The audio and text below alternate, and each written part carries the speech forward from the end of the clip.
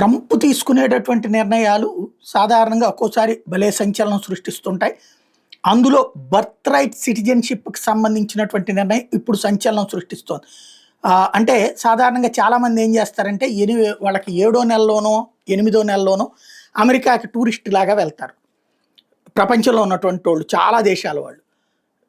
వెళ్తే అక్కడ టూరిస్ట్ కాబట్టి వీసా అలౌ చేస్తారు, నడుస్తది.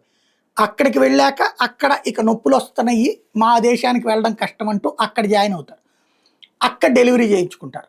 అక్కడ పుట్టిన బిడ్డలకి అక్కడే పౌరసత్వం వస్తుంది. వాళ్ళ అమ్మా, నాన్న ఆ దేశ పౌరులు గాదు. వీళ్ళు మాత్రం ఆ దేశపు పౌరులు. కానీ ఆ దేశంలో పుట్టినటువంటి పౌరుడికి 18 ఏళ్ళు వచ్చేదాకా పౌరురాలికి 18 ఏళ్ళు వచ్చేదాకా వాళ్ళు మైనర్లు కాబట్టి వాళ్ళ సంరక్షకుల హోదాలో తమకి వీసాలు ఇవ్వాలంటూ అప్లై చేసుకుంటుంటారు. ఇదొక ఆట దశాబ్దాలుగా నడుస్తూ వస్తుంది.